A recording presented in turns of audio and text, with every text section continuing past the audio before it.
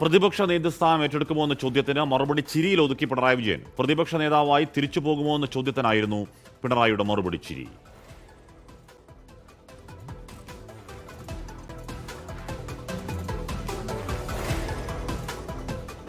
പ്രതിപക്ഷ നേതാവായിട്ട് തിരിച്ചു പോവോ?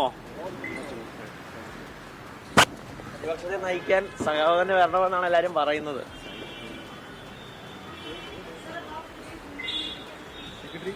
പക്ഷെ ഇന്ന് ഉണ്ടാവോ പ്രതിപക്ഷ നേതൃസ്ഥാന പ്രഖ്യാപനം, അങ്ങനത്തെ കാര്യങ്ങളൊക്കെ? വലിയ തോൽവി എന്നുള്ള വിലയിരുത്തലിലേക്ക് ഇന്നലെ എത്തിയിരുന്നോ? ഇല്ലല്ലേ?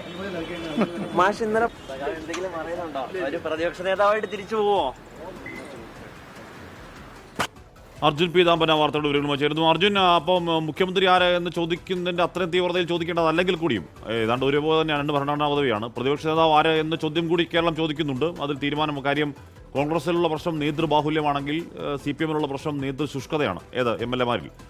അപ്പോൾ അർജുൻ, ഈ എപ്പോൾ തീരുമാനമുണ്ടാകും അക്കാര്യത്തിൽ എന്ന് അറിയാൻ കഴിയുന്നുണ്ടോ? ഇപ്പോൾ ആ യോഗം പുരോഗമിക്കുന്നത് എങ്ങനെയാണ്?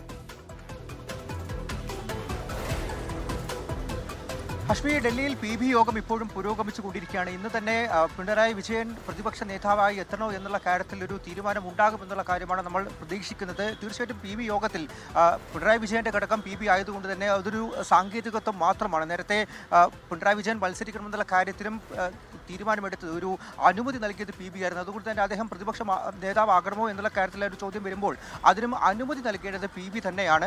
അക്കാര്യത്തിൽ ഒരു അനുമതി നൽകുമെന്നുള്ള കാര്യം തന്നെ നമുക്ക് മനസ്സിലാക്കാനായിട്ട് സാധിക്കുന്ന ആ ഒരു സാങ്കേതികം മാത്രമാണ് നിലവിൽ അവശേഷിക്കുന്നത്. പിന്നീട് പ്രഖ്യാപനവും കാര്യങ്ങളെല്ലാം തന്നെ പിണറായി വിജയൻ അദ്ദേഹം ഇന്ന് ഉച്ചയ്ക്ക് ശേഷം തന്നെ കേരളത്തിലേക്ക് മടങ്ങുന്നുണ്ട്.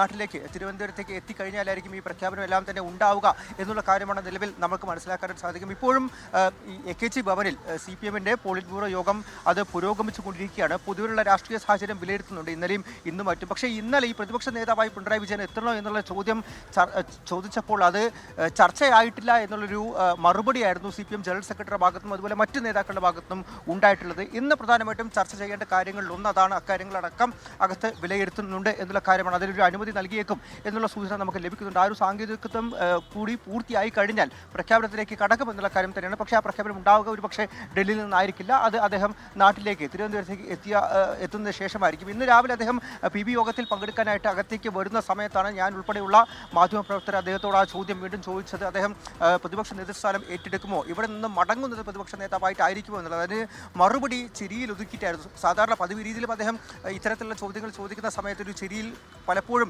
ഉത്തരം ഒതുക്കാറുണ്ട്. പക്ഷേ ആ ചിരിക്ക് പല അർത്ഥങ്ങളും പിന്നീട് വ്യാഖ്യാനിക്കപ്പെട്ടിട്ടുമുണ്ട്, അത് ആ രീതിയിൽ വന്നിട്ടുമുണ്ട്. അത്തരത്തിലൊരു ചിരി തന്നെയായിരുന്നു പിണറായി വിജയൻ ഇന്ന് ചിരിച്ചതും ആ ഒരു ഉത്തരം, ആ ഒരു മറുപടി ആ ചിരിയിൽ ഒതുക്കിയതും. എന്തായാലും ആ കാര്യങ്ങളടക്കം ഇപ്പോഴകത്ത് വിലയിരുത്തപ്പെടുന്നുണ്ട്, ചർച്ചയാകുന്നുണ്ട് എന്നുള്ള കാര്യം തന്നെയായിരിക്കും പറയാൻ സാധിക്കുക. ഹഷ്മി, 8ാം നാൾ കേരളത്തിന് മുഖ്യമന്ത്രിയില്ല, കേരളത്തിന് പ്രതിപക്ഷ നേതാവില്ല. അപ്പോൾ അവിടെ ചർച്ചകൾ ഇപ്പോഴും പുരോഗമിക്കുകയാണ് എന്നാണ് ഇരു പാർട്ടി നേതൃത്വങ്ങളും പറയുന്നത്. ചർച്ച പുരോഗമിക്കട്ടെ, നല്ല നേതാക്കളെ കിട്ടട്ടെ. എന്തായാലും പക്ഷേ പ്രതിപക്ഷ നേതാവ് ആരായാലും പ്രതിപക്ഷ ഉപനേതാവ് വേണമെന്ന ആവശ്യം CPI കൂടുതൽ കടുപ്പിക്കുന്നുണ്ട്. പ്രതിപക്ഷ നേതൃസ്ഥാനം കിട്ടിയേ പറ്റൂ എന്ന് പറയുന്നുണ്ട്. അതിൽ CPM-മായി CPI ചില ആശയവിനിമയമൊക്കെ നടത്തിയേക്കും എന്നും കേൾക്കുന്നു. തിരികെ എത്താം ഇടവേളയ്ക്ക് ശേഷം.